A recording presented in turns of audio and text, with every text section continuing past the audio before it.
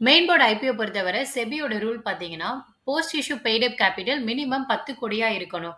அதாவது company IPO வந்ததுக்கு அப்புறமா அதோட மதிப்பு வந்து 10 கோடியா இருந்தா மட்டும் தான் மெயின் போர்டுல இஷ்யூ பண்றதுக்கு அந்த கம்பெனி எலிஜிபிள் ஆகும். ஸோ இது எப்படி கால்குலேட் பண்றாங்கன்னா, கம்பெனி ஐபிஓ வந்ததுக்கு அப்புறமா டோட்டலா அந்த கம்பெனில எவ்வளோ ஷேர்ஸ் இருக்கு, அதோட ஃபேஸ் வேல்யூவோட மல்டிப்ளை பண்றாங்க.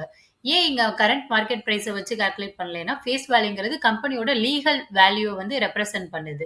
ஸோ அதனால இங்க ஃபேஸ் வேல்யூ வச்சு கால்குலேட் பண்றாங்க. எக்ஸாம்பிள் பார்த்தீங்கன்னா, டாக்டர் அகர்வால் ஐபிஓ வந்ததுக்கு அப்புறமா அந்த கம்பெனில 31,00,00,000 மதிப்பிலான ஷேர்ஸ் வந்து இருக்கு. அந்த கம்பெனியோட ஃபேஸ் வேல்யூ வந்து ₹1. இப்ப நீங்க கால்குலேட் பண்ணீங்கன்னா 31.5 கோடியா இருக்கு post issue paid up capital. So செபியோட ரூல் பிரகாரம் பார்த்தீங்கன்னா, மினிமம் 10 கோடி இருக்கணும். ஸோ டாக்டர் அகர்வால் வந்து 31 கோடி இருக்கிறதுனால, இது மெயின் போர்ட்ல இஷ்யூ பண்றதுக்கு எலிஜிபிள் ஆகுறாங்க. ஸோ இப்படிதான் ஒரு மெயின் போர்ட்ல எலிஜிபிள் ஆகணும்னா, மினிமம் 10 கோடியாவது இருக்கணும். ஸோ இதுல இருந்தே புரிஞ்சுக்கலாம், லார்ஜ் கம்பெனிஸ் தான் மெயின் போர்ட் மூலமா இஷ்யூ பண்ண முடியும்.